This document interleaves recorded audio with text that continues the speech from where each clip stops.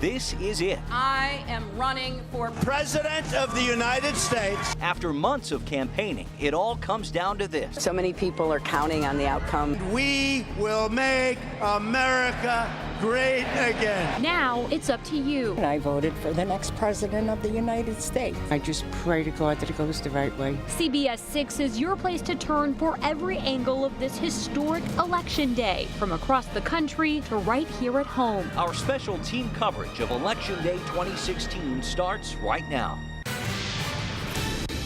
Breaking news out of Rensselaer County right now. A Troy man convicted of killing his ex-girlfriend and her unborn daughter is set to spend the next 50 years in prison. Breaking this morning, all lanes are now back open on 787 following a really serious crash in Albany. A person hit by a car last night right near exit 2. I want to show you a map of the area we're talking about, right by the historic Cherry Hill House. CBS 6's Carrie Beal is joining us there where the crash happened. New developments in the controversy over EpiPen costs. What the medical company that sells the life-saving product is saying today.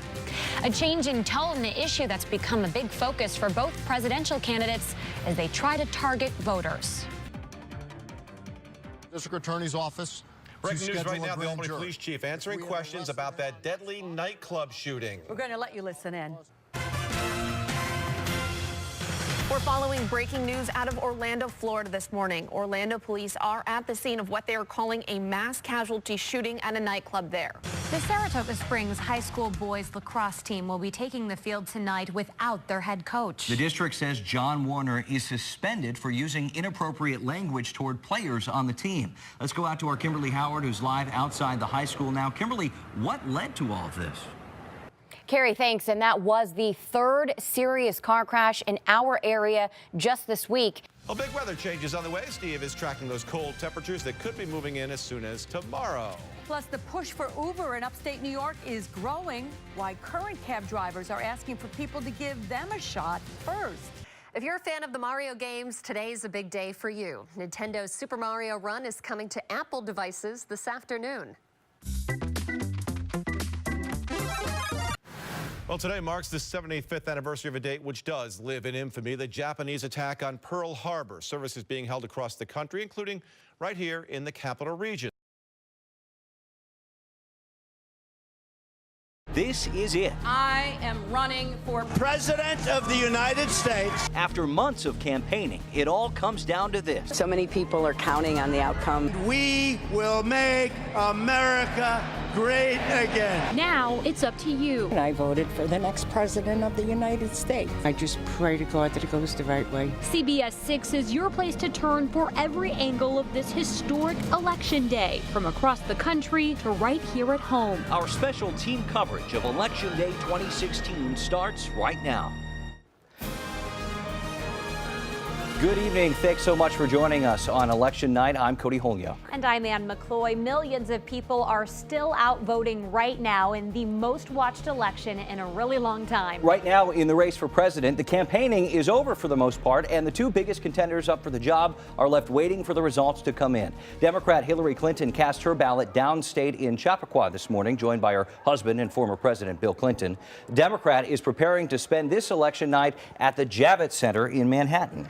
Republican Donald Trump hit the polls in the city with his wife Melania. Trump spending the rest of the day in New York before holding a campaign party tonight at the Hilton in Midtown Manhattan. Of course, we'll keep an eye on the city, but you know, there are many more local races in our area, and we have our entire team covering it live tonight. Tori Wells, Emily DeFiciani covering a heated race for New York's 19th congressional district. Heather Kovar is out covering the state Senate seat left empty by Hugh Farley. First, though, we head out live to Hubert Wiggins in Rotterdam, where officials are expecting a huge voter turnout tonight. Hubert, I hear the line's been busy all day. That's right, Ann and Cody. One poll worker here at the Rotterdam Senior Center told me that when he and his crew arrived a few minutes before 6 to open up the place, there was already a line of people waiting to get in to vote.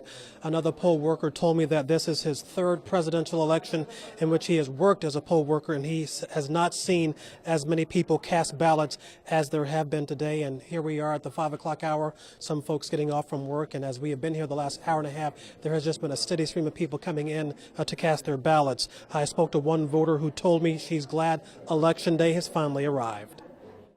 I'm very happy it's over. May the best person win. It's been a long campaign. I mean, it seems to be a long campaign.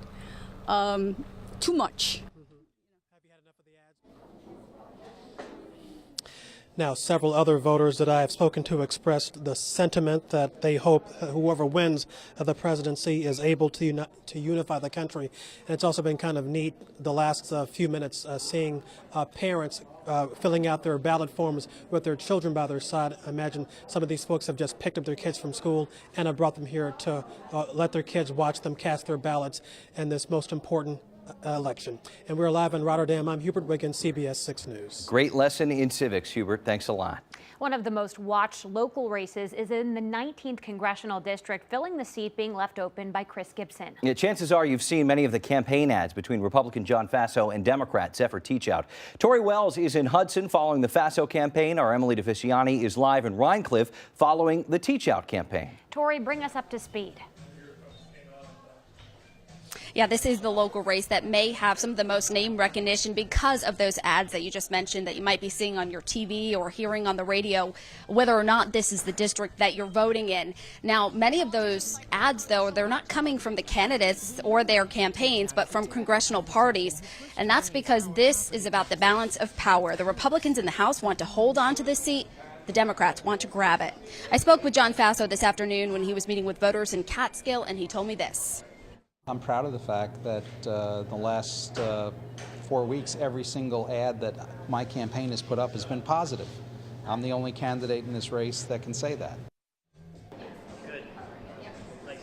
Now, Faso lives in Kinderhook. He's been endorsed by outgoing Congressman Chris Gibson, and he spent time in the state assembly from 1986 to 2000. He also ran for governor in 2006, but lost. Now, this afternoon, we also spoke with him about some of the issues he thinks are central to this district and this state. And we will have much more on that, from taxes to the economy to national security. We'll be talking about that coming up a little bit later at 5:30. But my colleague, Emily DeFisciani, she's been with the Zephyr Teachout campaign, and we head over to her now. And what's she saying tonight, Emily?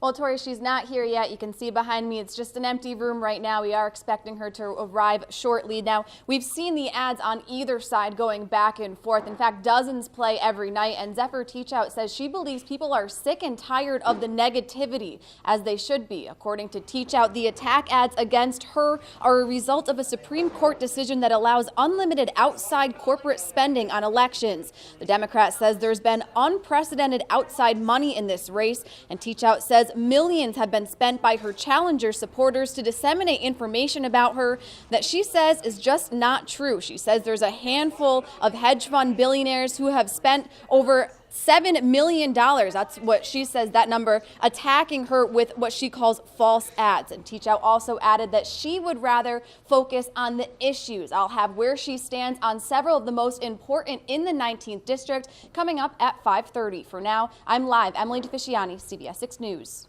Thank you, Emily. Another hotly contested race will be the one for the state Senate's 49th district. Both parties are looking to strengthen their support in hopes of being able to gain control at the Capitol. Republican Assemblyman Jim Tedisco was facing Democrat Chad Putman. Let's go out to Heather Kovar right now live. She's at the Holiday Inn in Saratoga Springs, where the Saratoga County Republican Committee is holding its watch party. Heather? Yes, and this room right here is expected to be filled tonight. And you can see they're already setting up where they hope they're going to have some celebratory speeches over here on the stage. And you're talking about Assemblyman Jim Tedisco. This is where he will be for the election results tonight. And if he is successful, he will leave one chamber for the other, from Assemblyman over to the New York State Senate. And we met up with a longtime Assemblyman and his wife as he voted today in Glenville.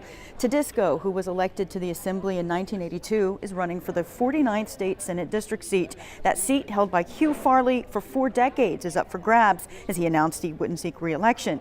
Tedisco's opponent is Democrat Chad Putnam, the Schenectady Deputy City Clerk. Tedisco says, though, he believes things will work out in his favor, that he's been speaking with people in all 5 counties that make up the 49th District. It is diverse, urban, rural, suburban, but the fact of the matter, the more I talk to the constituents in Saratoga, Schenectady, Herkimer, Fulton, and Hamilton County, the more the issues they're concerned about are the same. They're concerned about the economy and jobs, they're concerned about the infrastructure, they're concerned about our educational system and Common Core.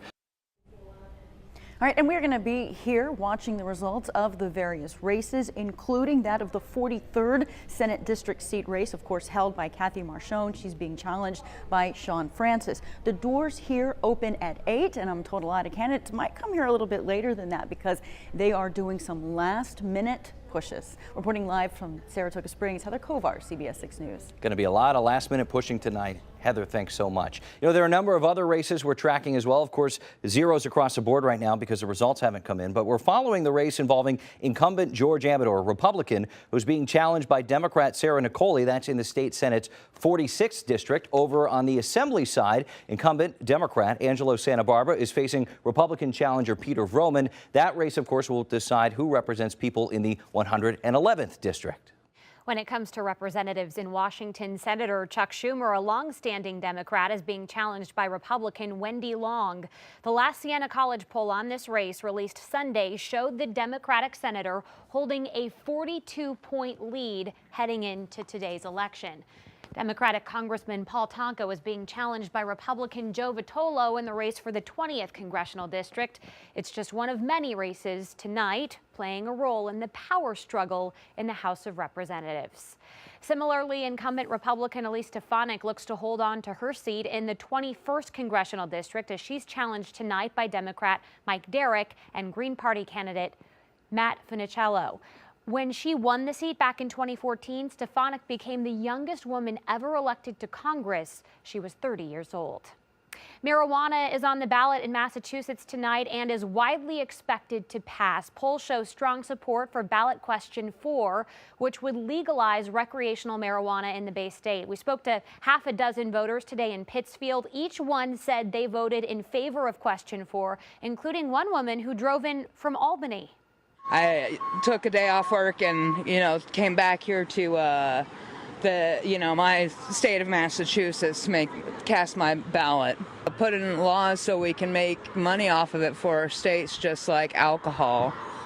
Both the Massachusetts governor and Boston's mayor are against question 4, saying it doesn't set enough limits. For instance, the mayor says it doesn't put a cap on how many marijuana farms or stores can be in any one community. In Albany, Sheriff Craig Apple says there's concern people will try to bring pot across the state line to the capital region.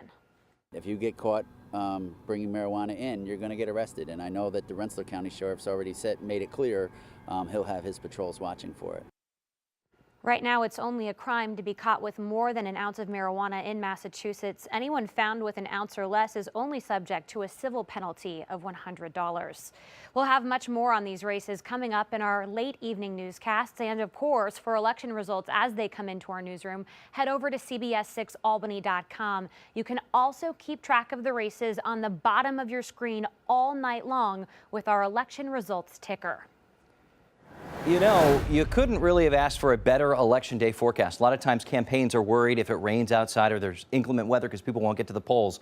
You didn't have an excuse today, Steve. No, not at all. In fact, it's beautiful out there right now. Temperatures largely in the 50s. Cloud cover, though, which is coming in from the west, is thin and the wind is light. So there very well could be a very sharp temperature drop over the next couple of hours. And prior to midnight, some spots may go as low as the mid-30s before temperatures start to head back up again later tonight. And late tonight, especially after midnight, say between midnight 3 o'clock in the morning, we'll start to see some scattered showers coming in from the west with the approach of a cold front. So we're looking at some showers late tonight into Wednesday. We'll look at how many and how long they'll last coming up in the next few minutes.